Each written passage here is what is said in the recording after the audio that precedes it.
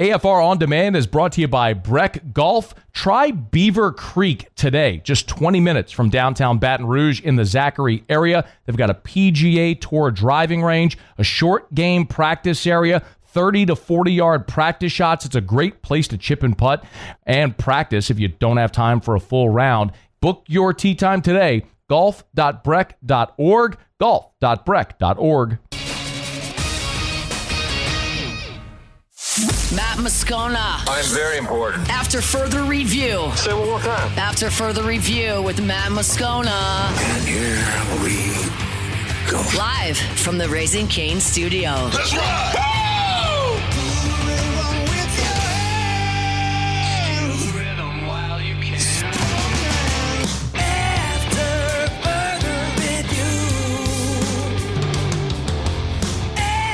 Hour 2, off we go. Welcome aboard. Glad you're with us. It's AFR, powered by Sunshine, your hometown John Deere dealer in Louisiana. I'm Matt. You're a loser, Matt! Shut up, kid. Paul O'Neill. They're chanting Paul O'Neill's name. Yes, sir. And Mr. Toby Tomplay.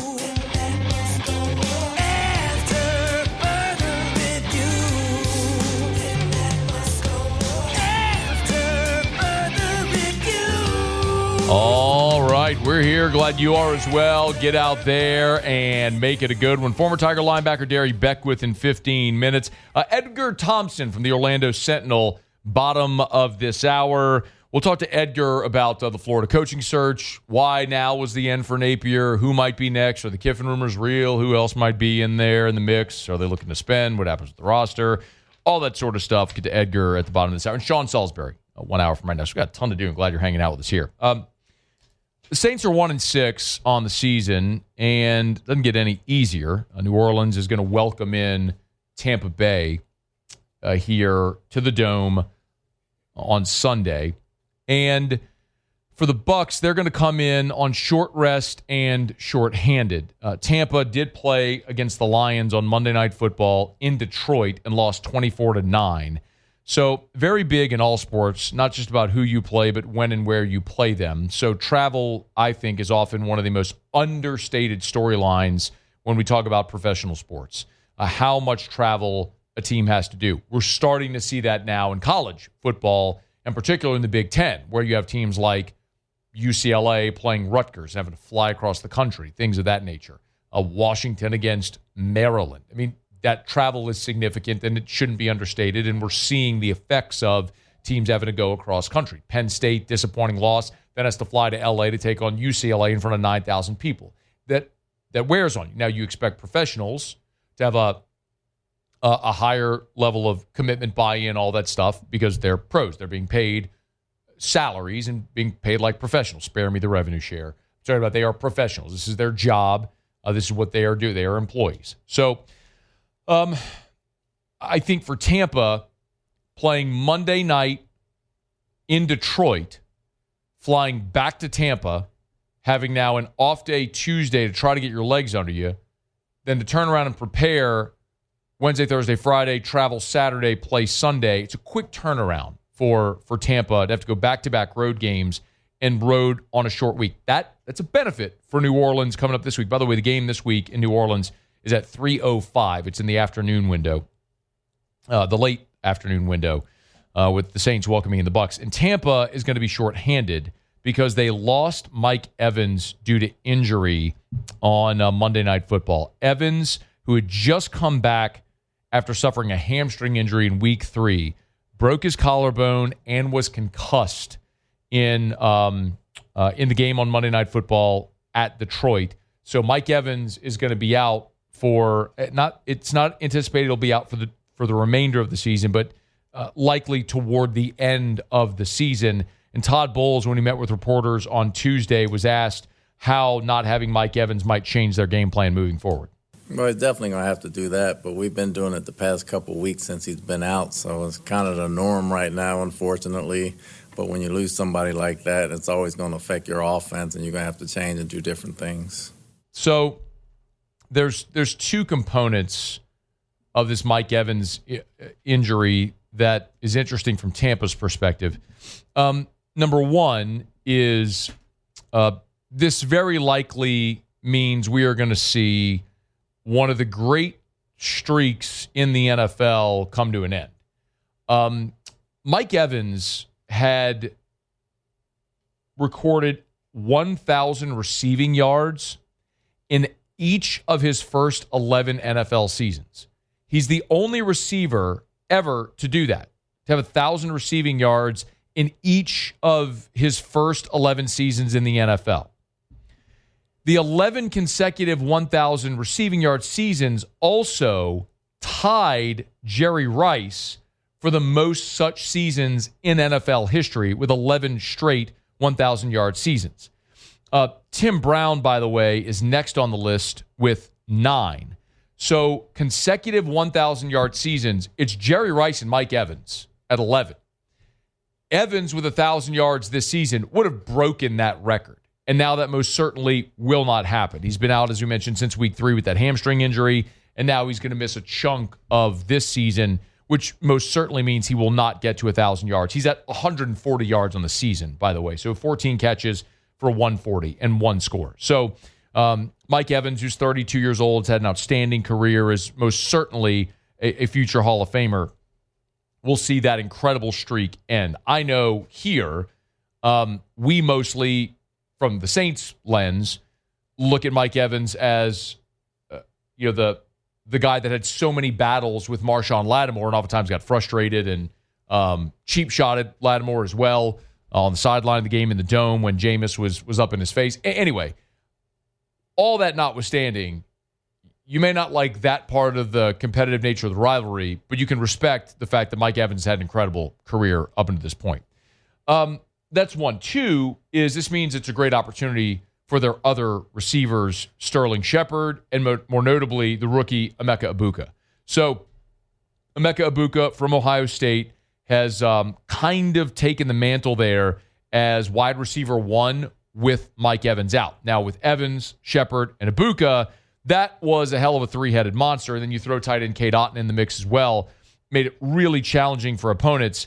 But Egbuka so far this season, 31 catches, 527 yards. He's averaging 17 yards a reception and leading the team with 5 touchdowns. He's been outstanding so far in the first 7 games of his rookie season. And then Shepard, of course, who kind of made his hay early in his career with the New York Football Giants.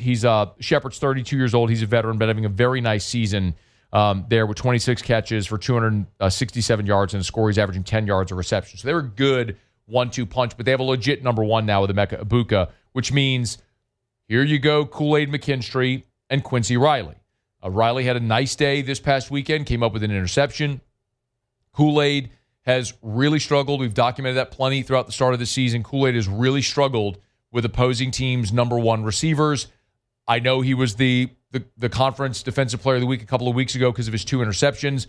If you're here regularly, you know my feeling on that. I think he caught 2 punts, and they awarded him the defensive player of the week. They didn't mention it was the game against the Giants.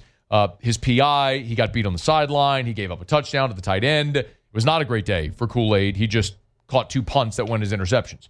So in any event, another great opportunity for Kool-Aid against a great young receiver, a guy who's proving to be a legit number 1 in Emeka Egbuka. Let's see how Kool-Aid McKinstry fares this weekend in the Dome against Egbuka. But no Mike Evans for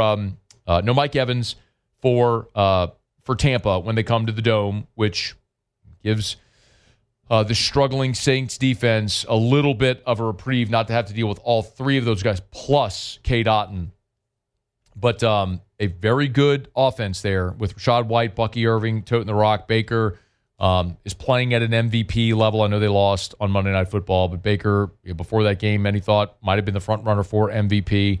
He's playing at that level. It's going to be a really tough challenge for New Orleans in the Dome Sunday afternoon. But no Mike Evans, as he suffered a broken collarbone and a concussion. He'll be out this week and for the foreseeable future for Tampa. All right, it's After Further Review. We're glad you're with us. We're brought to you by First South Farm Credit, firstsouthland.com, firstsouthland.com. If you're thinking of buying land, your first call should be to First South Farm Credit. Firstsouthland.com is where you can start. That's what Eli Graham did. He called First South Farm Credit.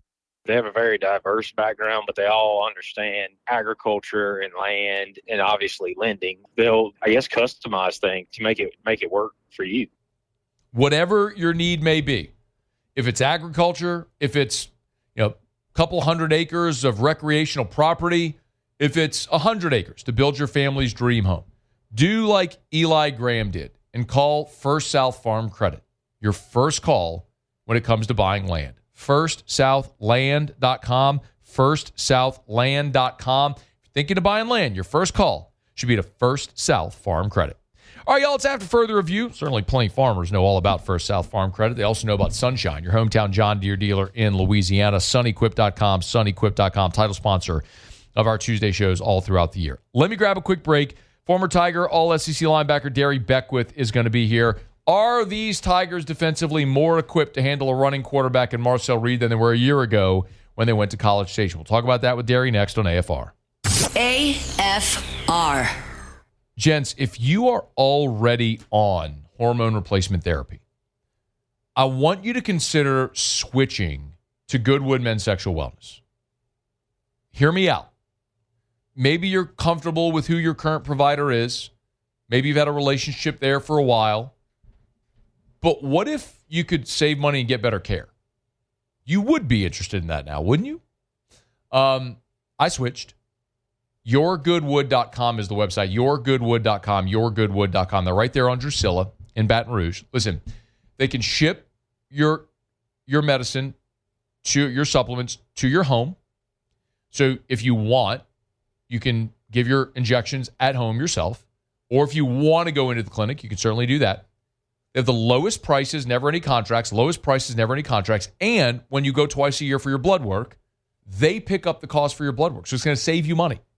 Learn more, YourGoodwood.com. After further review, powered by Sunshine, your hometown John Deere dealer in Louisiana. She likes the way it's pulling while we're tilling up her land. She's even kind of crazy about my farmer's tan.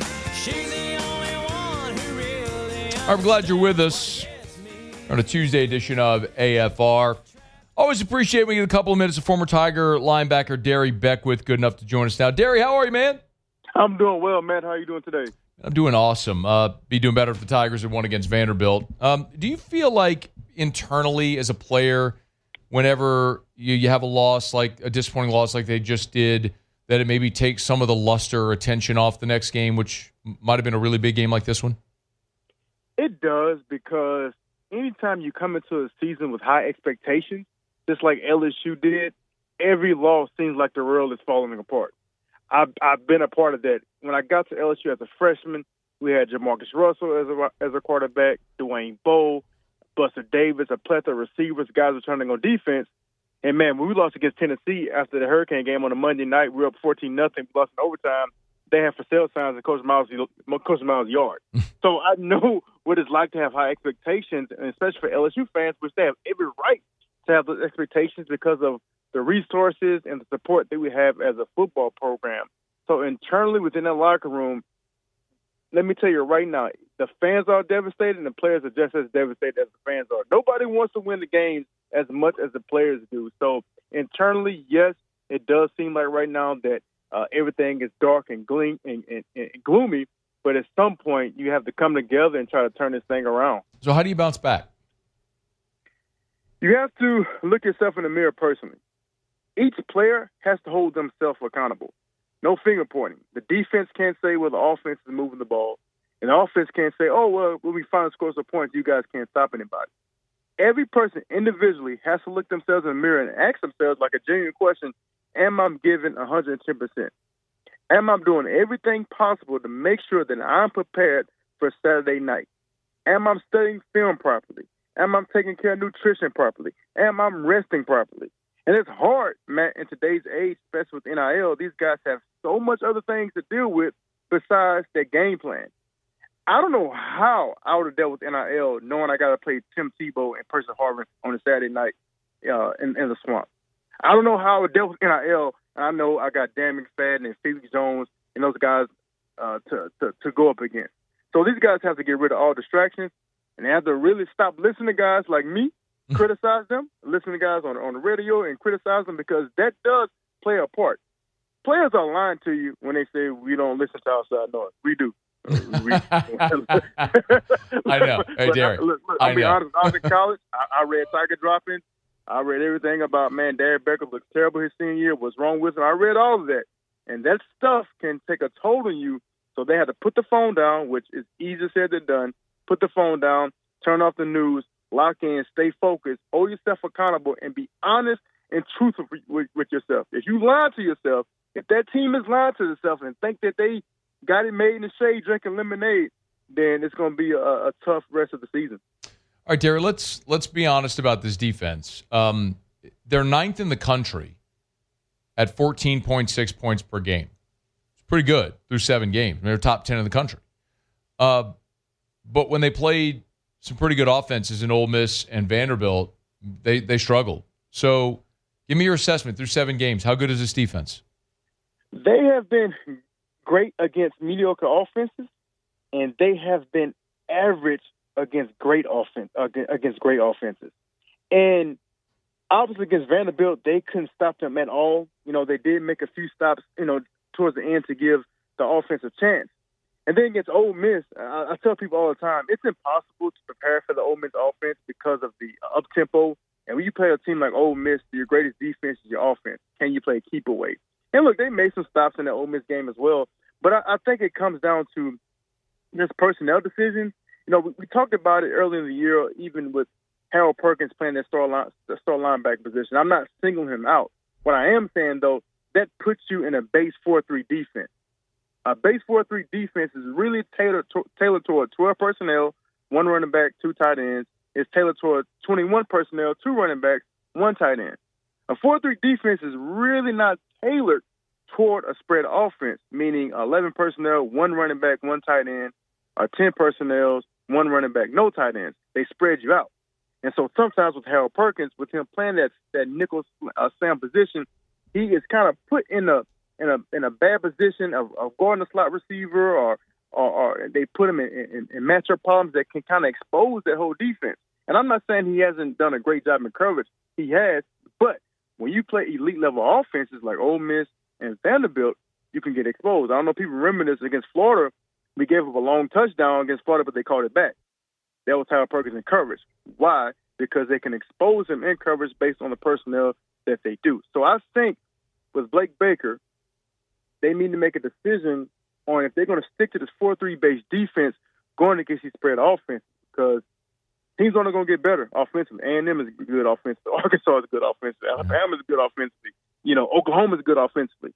So they seeing that you're in a base 4-3, so we're just going to spread you out and put Harold Perkins in and mismatch problems and see if we can get something going. So I think that's something they really have to look at. They've had success when they put more DBs on the field, but we'll see how that goes. So, Darry, let's dig a little deeper there this week, because it was this game a year ago that really exposed LSU and their inability to stop a running quarterback. I mean, LSU had A&M in a headlock when Connor Wegman was in the game. Third quarter, A&M makes the switch to Marcel Reed, and everything turned on its head. That game unraveled. Tigers gave up a bajillion yards rushing to Jalen Milroe. We all know the story.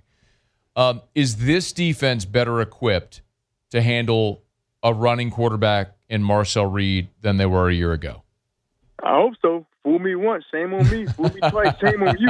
Right. So if it happens again, that's on these players and his coaching staff.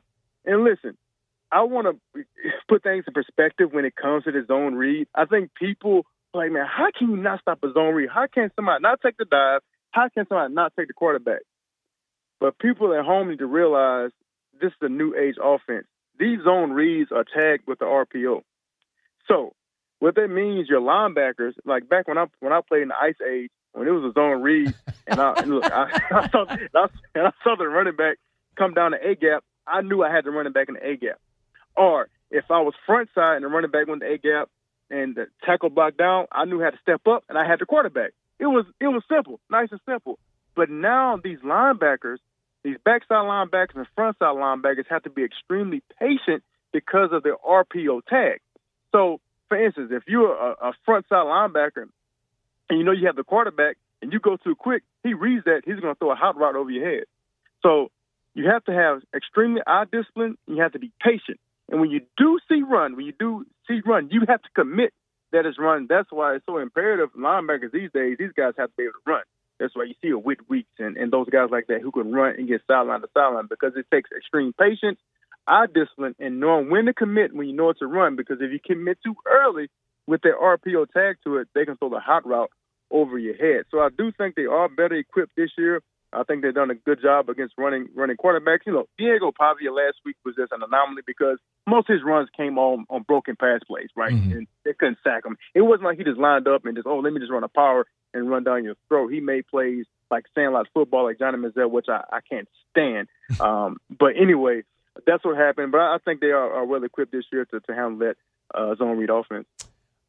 Darry, you mentioned your linebackers like Whit Weeks. He didn't play this last week, and I think it's a long shot for him to play this week as well, as some of what I've been told. Let's assume they don't have Whit again this week against Texas A&M, and Devon Keys has to play.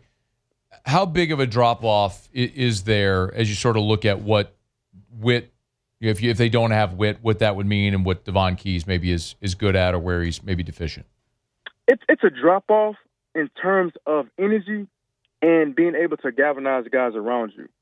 I think we get so enamored by stats as fans. Like, man, he has 15 tackles. But even if a guy has 5 tackles, his impact of just being on the field is sometimes greater than 15 tackles. I think one game Devon Keys ended up he had like 16 tackles one game. The game that it was the Florida game. It was Florida when Whit got ejected. Yes. So stats does not override the character of that defense. And Whit Weeks epitomizes the character of the defense.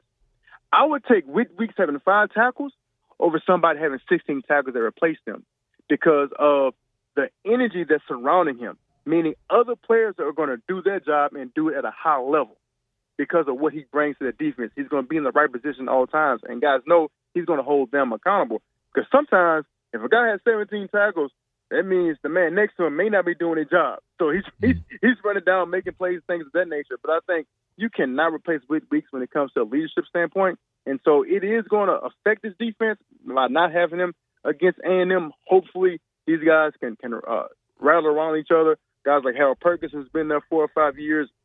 And so they have that leadership and pick it up and bring everybody together. And everybody play on one accord. Just do your job. Do not try to do the next man's job. You do your job. Hopefully everything else will take care of itself. Darry, I got 2 more things for you. Darry Beckwith is with us, former LSU linebacker. One, you ever puke in the middle of a game after you drink coffee a bunch? No, I never puke. I don't know why Whit Weeks keeps doing that. He's insane, by the way. See, that's what we're going to miss. I mean, anytime a guy throws up every game and drinks coffee, he is absolutely insane in a good way.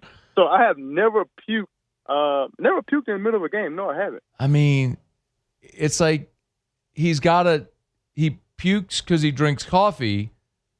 And he knows he's going to puke, but he keeps drinking coffee. I don't get it.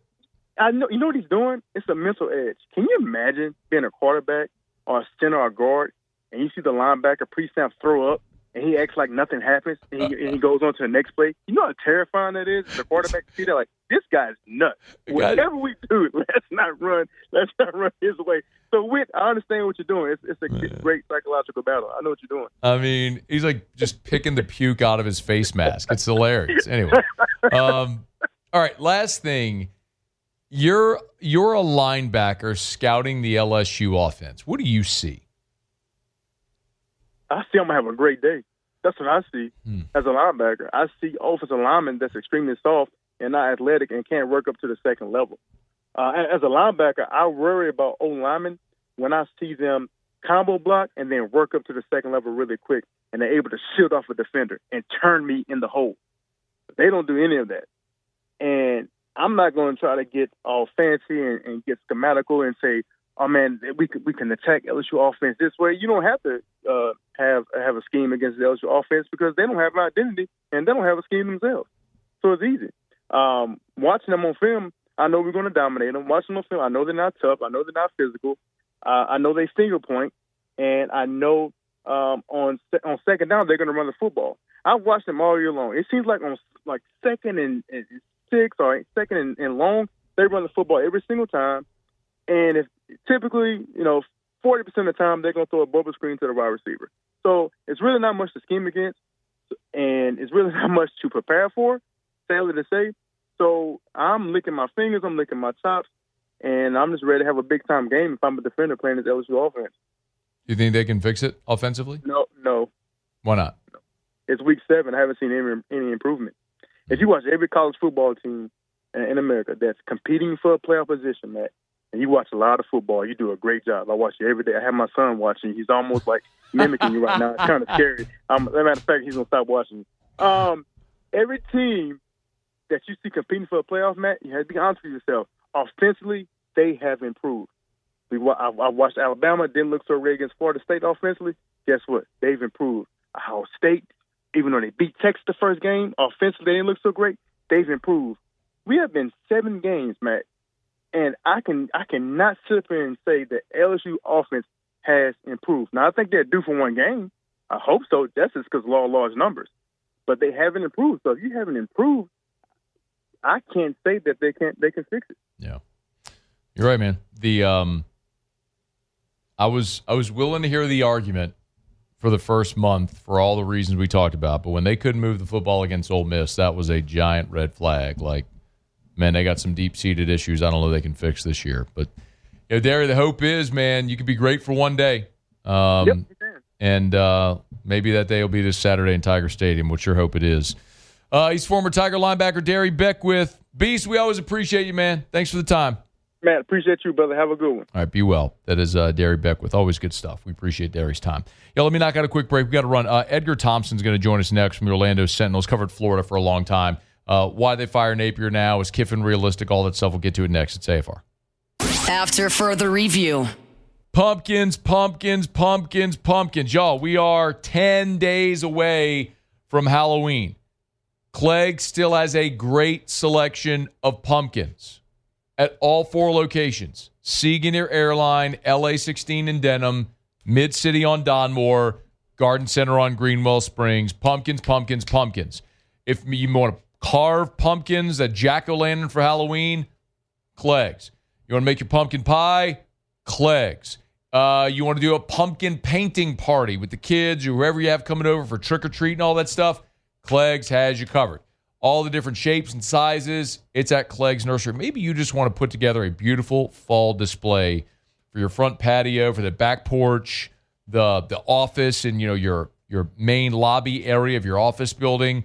Clegg's got you covered with pumpkins and squash and gourds and hay bales and all the stuff. So buy local, shop local, and tell them Matt sent you to Clegg's Nursery.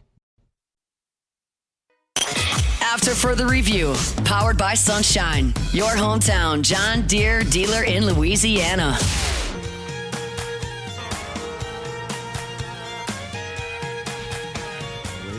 I'm glad you're with us here on this Tuesday edition of AFR. We always appreciate our friends over at Sunshine, your hometown John Deere dealer in Louisiana, sunequip.com, sunequip.com. Obviously, major news in the SEC this weekend. Florida fires Billy Napier. Our buddy Edgar Thompson from the Orlando Sentinel, good enough to join us, kind of fill in some of the deets. Edgar, we appreciate it, man. How are you? Was that news? I think it's pretty significant when Florida fires a coach. I think maybe the only thing that was surprising might have been the timing, perhaps. What did you make of the midseason firing? No, I'm just kind of messing with you. Because, everyone could see it was coming, including Billy. But I think Billy knew after the game. The game was such an on-brand Billy Napier performance with just head-scratching calls of 12 men on the field and a 2-point conversion. The field goal that went from 34 to 54 yards after consecutive penalties. I'm telling you, if Trace Mack hadn't channeled Tom Dempsey, they wouldn't have won that game. The guy had to hit 2 bomb field goals, and then when they need a 349-pound nose tackle to intercept the pass. So it was not the performance Billy needed to get him another week against Georgia next Saturday. But we were all expecting it, and the thing needed to end. All of us were ready. I think Billy was ready, and it just didn't work out. But the guy was a gentleman to the end, handled it with incredible class, and you have to laud him for that. And his players, I think, really respect him and revere him and are better for playing for him, maybe as men. And, but in terms of the product on the field, it just wasn't up to snuff. In fact, 48.8 winning percentage is the lowest since post-World War II. And 11 coaches since Raymond Wolf in 1949 when he left, no one's been at less than 55% as a Florida coach, and most of them are well into the 60s, if not the 70s. So Billy just was substandard by program history on every level. So it just needed to kind of end. Yeah, Edgar, there were reports last week that boosters had threatened Scott Strickland. So essentially, if you don't make a change, we're not going to fund the program. Any truth, validity to that? How much of impact that had on the decision and the timing? I spoke directly with someone in that room of two, not multiple, and dispelled that report vociferously. Okay. And was angry, in fact, about the report. Both men in the room were angry about that report by all accounts. And this is what happens. You let something fester. Billy probably, until that 4-game winning streak, he was gone until that 4-game winning streak. The vote of confidence followed by the 4-game winning streak. And the vote of confidence was almost like, just because of program instability, just 3 years in and a $27 million buyout and an investment, you could shift some dollars toward getting a better roster, which the Gators certainly have. I mean, he's leaving a pretty good roster for the next guy, but especially some real young talent, playmakers particularly. But it's like, it just wasn't, I just don't think it was pressure to bear on Scott from boosters. So he's not ignorant to the fact that you keep this guy and you're just turning off people that do write checks, and you're about to do a $1 billion+ swamp renovation, raise ticket prices subsequently. So you really need to have the program and the donor base energized sooner than later. And everyone had just kind of mailed in on Billy, and even his most loyal people who liked him and thought he did things the right way, I think just couldn't tolerate the football in the end. Can Florida afford the buyout? Obviously, they're going to pay it, but to what extent does that affect their ability to spend on their roster and the next coaching staff, et cetera? I think $10 million to Florida, and look, it's not nothing, but he gets half the buyout in 30 days, and then it's like $3 million a year for 4 more years, which that you can kind of handle pretty easily. $3 million, 10's a hit, but it is manageable. But yeah, in the age of revenue share, $20 million right there. NIL, if you're spending money on a roster, I mean, you're talking a minimum probably $12 million, $15 million to put together the top rosters now. And it's a lot. And some of that's from rev share, don't get me wrong. I mean, some of that goes into building. So it's just a lot of money. And then you're going to have to pay this next coach. Like, let's say Lane Kiffin, because that's who everybody thinks is the target. That's the target, presumably. And whether he decides to leave or not, and he's going to be hotly pursued, even possibly by LSU if they decide to move him from Brian Kelly. And he could command $12 million, if not higher. Someone told me 15, which I think we're getting a little crazy. But Liam Cohen with the Jaguars, who's 39, 40 years old and hadn't even had an NFL head coaching job, is getting 15. And this is NFL light, if it even is light anymore. So it's you're going to be paying a ton. It's a lot of money. And then on top of it, as I said, they're going to redo the swamp. And you remember when they redid Tiger Stadium, 10 years ago, I think it was, maybe 11. And it was done really well. And I don't know what the price tag was on that. Well, it's doubled, if not tripled since then because of all, it's the cost of everything's gone up. And then I don't even know how tariffs and things impact, building a stadium. And there's always overruns. So, I mean, that thing's going to cost a pile. He's Edgar Thompson. He's on Twitter at OS Gators, Orlando Sentinel, at OS Gators, if you want to give Edgar a follow, talking about what happens at Florida now that Billy Napier is out. Okay, you mentioned Lane Kiffin. How realistic is it that, first of all, is he really at the top of the list? How realistic is that? I think he is. I think that Scott Strickland has had some, maybe some concerns, probably legitimate, on that Lane has got a little Dan Mullen in him, 2.0 Dan Mullen, where he's maybe not the easiest guy to deal with in some respects, or maybe the high school recruiting aspect isn't like top of mind, or the organizational stuff. I'm not saying that he's not good at that. Dan was criticized heavily for that. I think it was maybe a little bit hyperbolic in some respects, but legitimate in others. Probably the same with Lane. But these guys, neither of them are the kind of guy who's going to come in like Billy and be meticulous about every aspect of the program, from the player experience to the housing to the parking, right? But that's all in place now. Billy has left this place in good stead in terms of that approach. So the next guy's going to walk into basically a ready-made program, and all that this next person's got to do is accrue talent and coach it. And Lane has proven he's an elite, game day coach, and Dan Mullen is elite himself. So that just didn't work out. But in this day and age, if you had a front office, which might be part of the equation too, this is moving toward the NFL model. They're probably going to change the structure of things here, Matt, and have a real GM, and have a structure that's going to be different. If Dan Mullen had operated within that and didn't have to worry about picking players and doing all that, not that you're not involved in that, but it isn't like your top job, and your job's to scheme, coach, develop. I mean, I could have worked out with Dan, but, Lane has got the same kind of savantish, offensive skill on Saturdays. And that would be something that would fit really well with the ethos here at Florida, dating to Steve Spurrier. He's got the swagger. I'm not looking forward to having to cover his Twitter account as a second beat, but I do think that it could be entertaining. And he's good with the media. From my small snippets of dealing with Lane at SEC media days and spring meetings, I find him great. I think he's smart. He's engaging.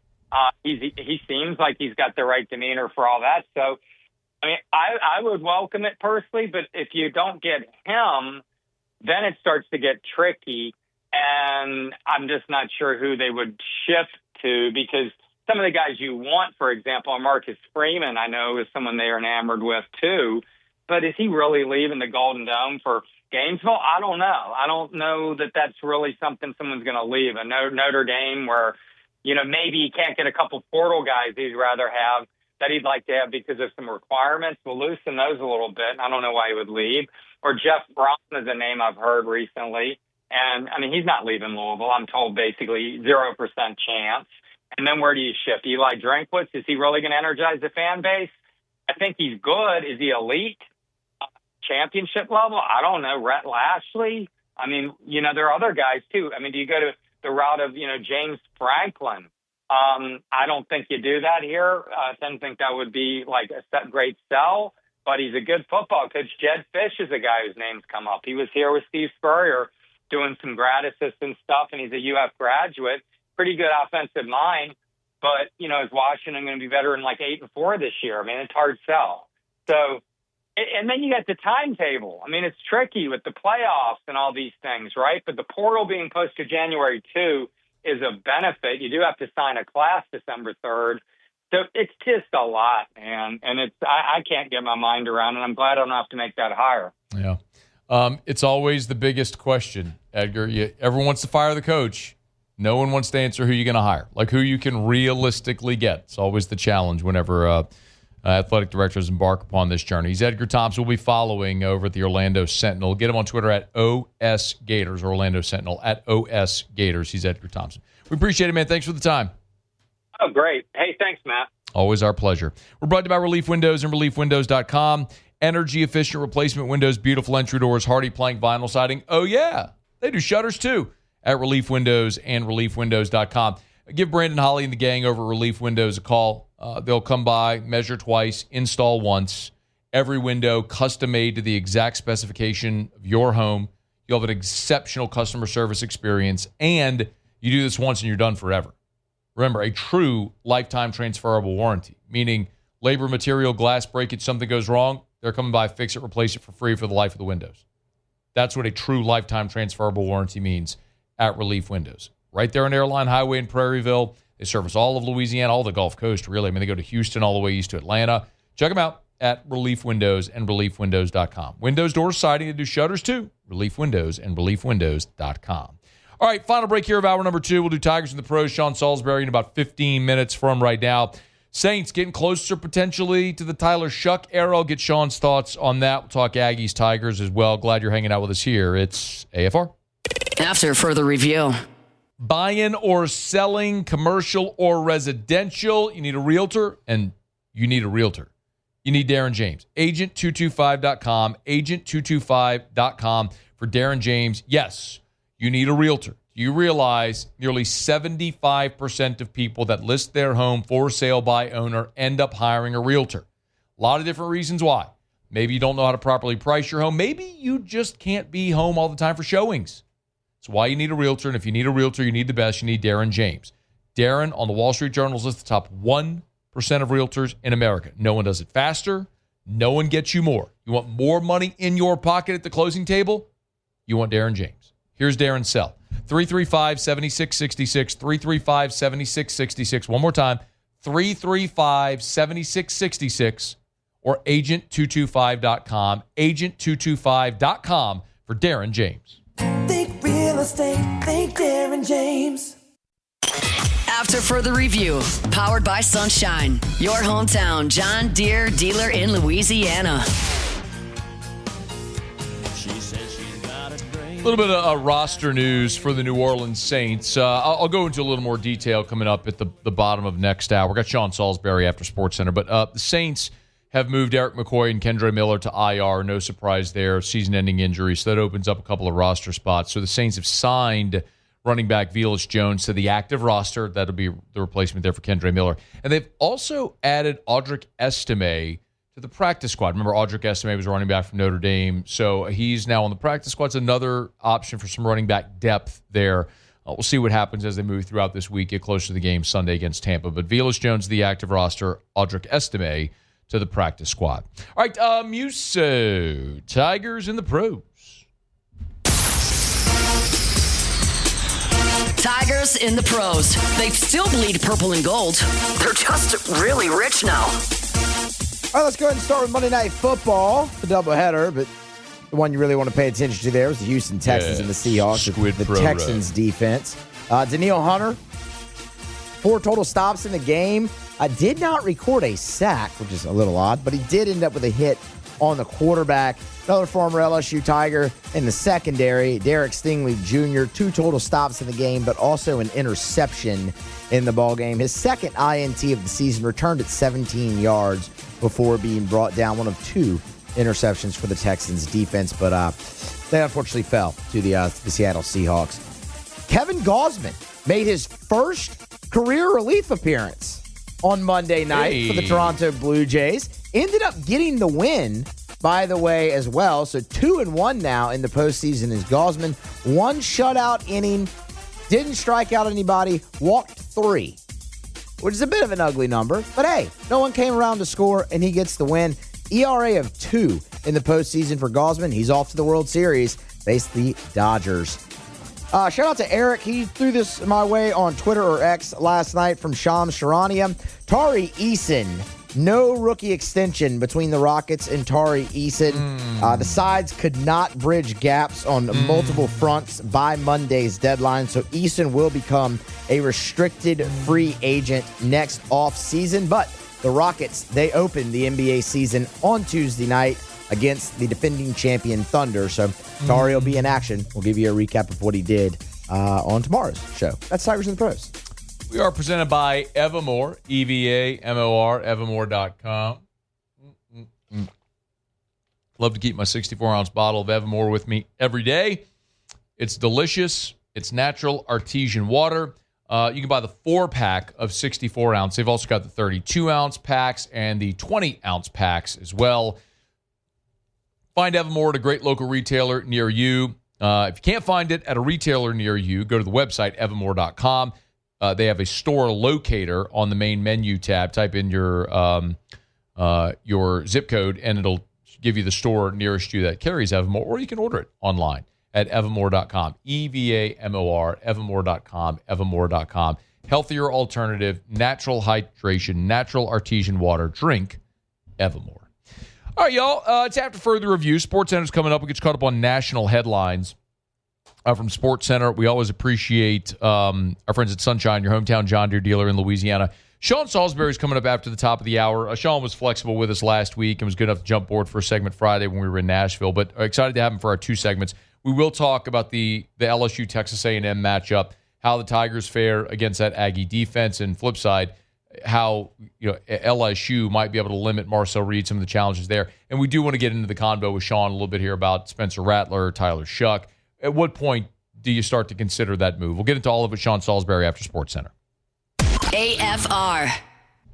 I've told you for years that if you are tired of contacts, glasses, readers, then you need to go see Dr. Blake Williamson at the Williamson Eye Center. Modern vision correction procedures offer better results, faster recovery, new options for people who've been told you're not a candidate.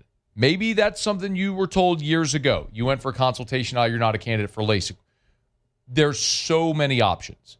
LASIK, the custom lens replacement, PRK.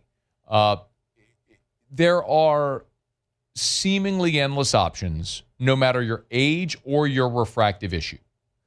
Whatever, maybe Evo ICL, whatever issue you have that's preventing you from waking up in the morning and just seeing 20/20, Dr. Blake Williamson has a solution. Just go for that consultation. Call 924-2020.